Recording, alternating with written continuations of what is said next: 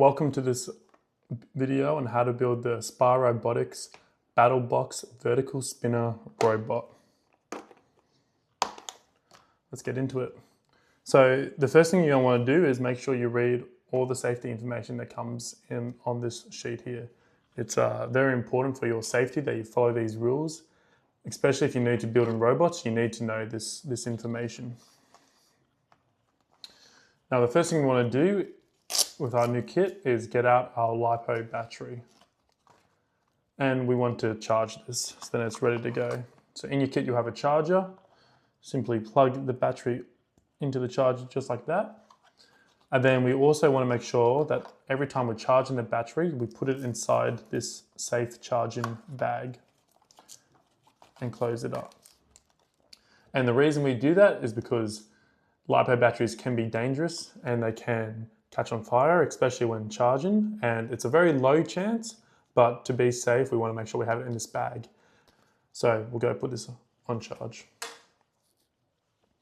Next we want to have a look at what's in the kit. So we have our weapon and screws, we have our screwdriver, this is your weapon lock system. This is very important for building destructive robots, and we'll talk about how this works soon. Then you have some N20 motors, some wheels, your brushless motor, and also your development board. Now the first thing we want to do is see if we can get this robot to drive. So grab your 3D printed body. This will either come with your kit or you can get the files for free on our website. And we're going to grab our first drive motor, and it simply slots on the back there, and then we can push it through and the shaft will come through this end. So now we can grab our wheel and we want to have a look, and you'll see there is a flat side of the motor, and we'll match that up to the flat side of the wheel here.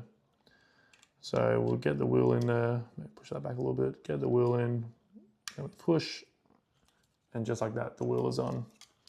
So we'll do that again on the other side. Grab your motor, push your motor on, maybe bring it back a little bit. Find the flat side of your motor, which we can see is right there. The flat side of the wheel, line those up, and push your motor on, just like that. Next, we want to grab our development board,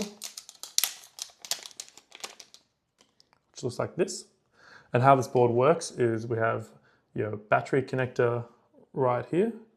And then on the left you have your two drive motors, which are the two in the robot, your BLDC, which stands for brushless drive motor, and that's this one right here, your weapon motor, and lastly your servo motor, which if you wanted to put on a servo motor, you could there. On the bottom you have your on-off switch.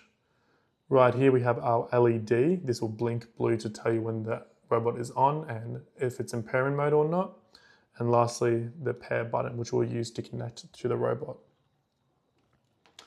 So this board just fits in the robot, just like that. And we have the hole lined up with this switch, so then we can switch it on and off. Next, we'll plug in our motors. So simply just plug them in, just like that. And now we can grab our battery off charge. And the battery inserts into the robot just like that. And we can plug it in. Now we want to test that the robot works, so we'll use the screwdriver and we can switch the robot on, and we can see that the LED is flashing blue. And this means it's searching for a controller, but since we haven't paired it with a controller yet, we need to pair it. So to do that, we're going to press the pair button. We can do it with our finger, and the LED will start to double blink. That means that it's looking for a controller to pair to. So now with the controller, we can press and hold the middle button for about 5 seconds and the LEDs will go fast. Let go, and they should connect up. There we go, that easy. And now we can see the robot will drive forward and then left and right. And you can actually see on this one, I plugged the motors in the wrong way. So when I go forward, the robot goes backwards, and you can just press the B button to switch that around. So now it's going the right way. The next step is the weapon. So we have to make sure the robot is turned off. We can not have it turned on while we're plugging in the weapon and other motors. And now we can grab the weapon. So before we attach it on, the first thing we can do is you can plug in and test the weapon, but we'll skip that for now. And we'll just go on to how to attach the weapon. So inside your kit here, you have 4 screws. We can open them up. And in your kit, you'll also get your Allen key. So we can grab the motor and you can see there are sort of slots here. So this can only push in one way. And we want to push it in so the cable runs into the robot. So just like that. Now we can grab the Allen key and grab our 4 bolts and we can screw them into the back of the robot, just like this. And in your kit, sweet. And now that's done. Now the next step we're going to do is we're going to plug the motor in, and just to make sure we do not have the weapon on yet, which is very important. So we can plug the motor in, so then the whole board looks like that. And now the next step is we can put the top case on. So your kit comes with some screws.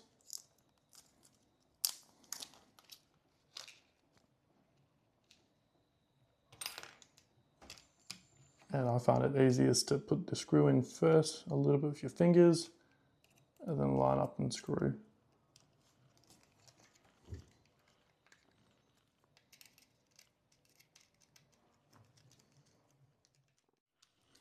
Now, before we put the motor on, we can test again that everything works.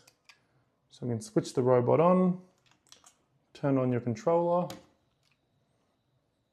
That will pair up, and now holding the robot steady, we can see that when we push the trigger, the motor spins, and the top trigger will do the same thing but in reverse. Sweet. Now it's time to add the weapon. So we will turn everything off. Start with the controller, then the robot. And before we add the weapon, now is a good time to talk about the weapon lock. So this is the weapon lock. How it works is that there's a hole inside your robot here, and the weapon lock simply pushes on, just like that. And now this will physically stop your weapon from spinning when you have your weapon on. So every time the robot is not inside the arena, and every time there's an active weapon, you need to have your weapon lock in. It's a really important safety feature. And then when your robot's placed down, we can also use this extra bit of metal to make sure that none of your wheels are touching the ground, which is also adds safety. So with the weapon lock on, we can unscrew the motor. Just like that. Inside your bag, you have your weapon and some washers.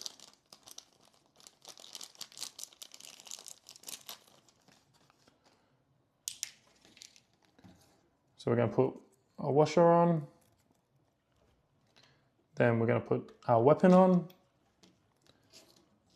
then we're going to put a second washer on, and then we can screw our lid back on.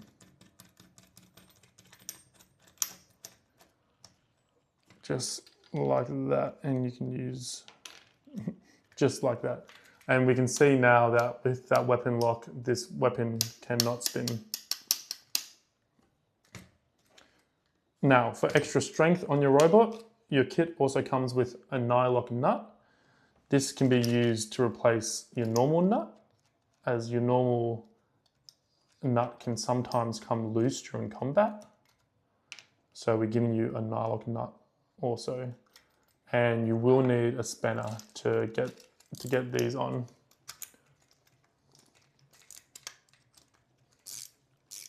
And it can be a bit tricky, so you would want to take your time with that. And that's how you build the Aspire Robotics vertical spinner robot. Thank you.